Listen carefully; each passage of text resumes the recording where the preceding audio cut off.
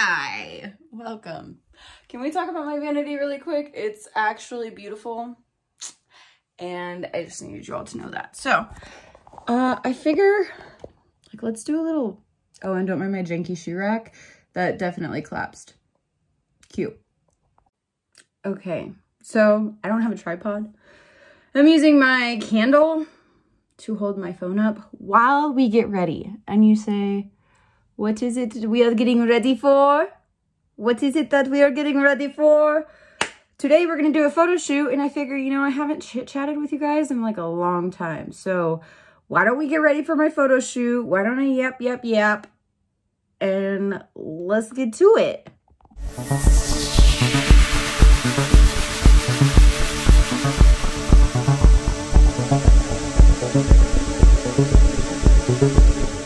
Okay, so we haven't really talked since Sturgis.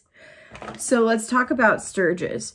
So basically went to Sturgis, had a booth inside One-Eyed Jack's. I went to Sturgis last year and I had a lot of people come up to me and say hi, hello, and recognized me. So I was like, well, maybe I should have a booth in Sturgis. So I called the Harley-Davidson dealership in Rapid because I thought that would be a good location to have a booth. And there was like a waiting list. They didn't really seem like they were on board with what I was doing. Like, it just wasn't feeling good. So I was laying in bed one night and I was like, well, shoot, maybe I could find somewhere else in Sturgis. So I go to Sturgis's website, look up a vending space, saw One-Eyed Jack's bar, applied, had a call from Thailand, the owner who recently sold it, called me, had me set up a booth, very helpful, very like confident in what I was doing, got a little promotional board for me, having a connection made for me. So that was really great. But I initially was only going to go down for 1 week instead of 2. And I did in fact spend 2 weeks in Sturgis, which is 2 weeks too many, sitting there not doing anything other than working my booth. So like it took away from a little bit of the fun that I probably could have had if I would have not been working the booth. But on the flip side, it was really great because I'm my own boss. So like if I wanted to leave the booth at 9 one night, I could do that because this is mine. So looking back at that, I invested a lot of freaking money into Sturgis. And did I make my return? No. But I did make enough to pay my help. That was like a goal. Like, okay, ladies, we need to make enough for your pay to be covered today. And we did. And so that was great.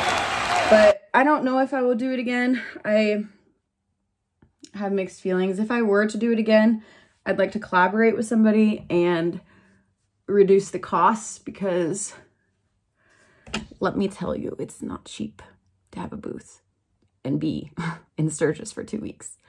That was expensive, so expensive. But I had a lot of fun, met a lot of cool people, got some new followers. It was fun. Would I have gone to Sturgis for 2 weeks? No, 1, but it's okay. So this has been weighing on me a little heavy, and I think I'm just gonna like talk about it. So while I was in Sturgis, I got body painted. Yeah, I did that. I got a corn, little cartoon corn, painted on my chest.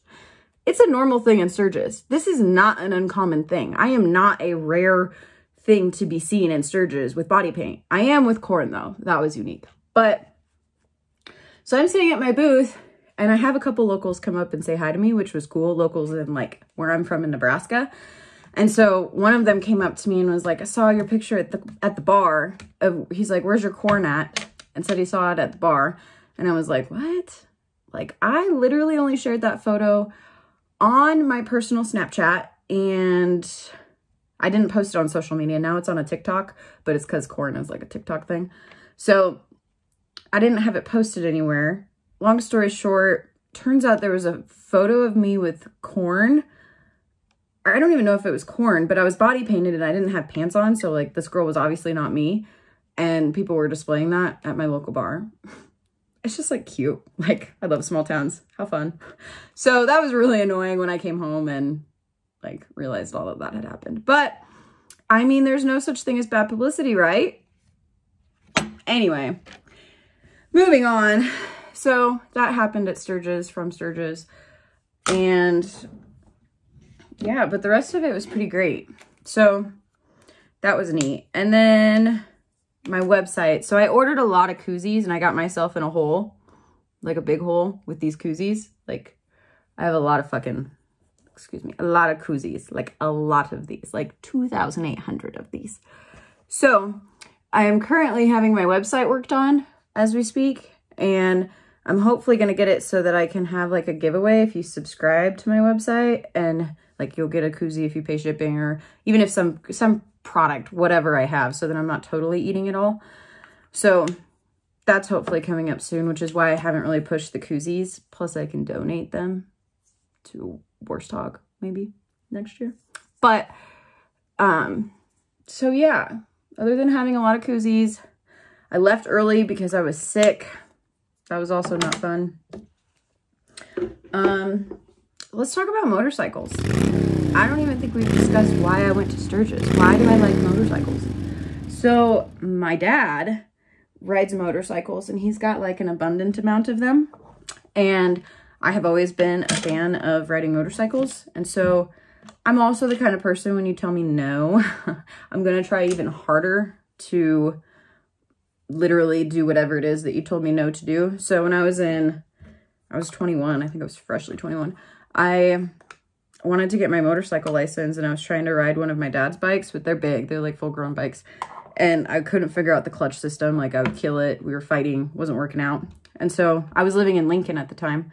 I was like, can I get a motorcycle? Like I want a motorcycle. Mind you, I had no funds. Like I was broke. No money. And so the only way I'm going to get motorcycle is if I have some like financial backing, a cosigner specifically, to get a bike.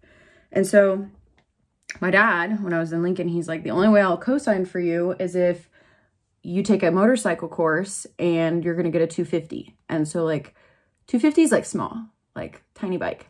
And so I was like, okay, deal, bet. So go to Lincoln, take the motorcycle course. One of two girls in the class, the other girl dropped out. So then I was the only girl in the class, which was fine, whatever, passed, got my motorcycle license. Then it's time to get a motorcycle, and I was getting a Yamaha V-Star 250, and it was going to be brand new, and I needed the cosigner because I didn't have credit, like had nothing. And so because I lived in Lincoln and my dad was still in central Nebraska, it was kind of difficult to get paper signed because he needed to be a cosigner. Well, got it all figured out, did it, made me work for it, per usual. They came out with my bike and they were riding it like a clown bike. And so I was like terrified to ride this thing to my apartment complex in Lincoln from the dealership. So I had a friend ride the bike for me, and I'll probably insert some photos here somewhere about that and the bike itself. And so I then decided I was going to try to drive it around Lincoln, like downtown, like apartment style, like the residential area. And so I was cruising around on it, practicing, and the deal was I had to get 100 miles on it before I could upgrade. So rode, did that, got 100 miles. It was like a big year gap between getting a bike because I just got my Harley last year, but it was a big year gap. And so I'd cruise around on my dad's Springer because it was low to the ground, and I felt like it was the best bike out of all of the bikes that he had that I could control easily. So I was riding his Springer for quite some time. I'll also insert pictures of that. And then I had wanted my own bike, but I was never financially secure to have my own bike. Like I could never, like I didn't want to have two toys. Like I always had a boat payment because I really love the lake. So I was like, if I have the boat paid for, then I could reinvest in a motorcycle. So I finally got my boat paid for. Really exciting. And then last year on the way to Sturgis, I was like manifesting. I was like, I'm going to get a motorcycle when we're down here and I'm going to ride that thing home. And he's like, okay, like whatever. I ended up buying my helmet first before I actually even bought a motorcycle, which is kind of funny. So bought this helmet, didn't have a motorcycle, didn't even know which one I wanted to buy. And then I ran into a follower down there and he was like, you need to go to this wholesales, Rumble On. That's where you're going to find your bike. And I was like, okay. So I go down to this Rumble On and it was the best experience ever. Like I had a really great time. And I got my motorcycle, a Harley Softail Slim. And so that is my rider. And that's kind of how it started with me riding motorcycles. So I've been doing that for a while now, but I never really talk about that. So it's very interesting that people from the semi world or the farm world come over and they like recognize me, because it's not like my social media is based on me riding motorcycles. So that was fun. The people are like in both parties of it and still could identify. So then that happened. Yeah, it was pretty cool. I'm a really bad multitasker. Putting makeup on and talking is very hard. Yeah, it turns out I'm not good at this. So I'm probably not going to talk, and we're just going to like put on some makeup and fast forward this process a little. And then we're going to reconvene the conversation so that I can give you full attention.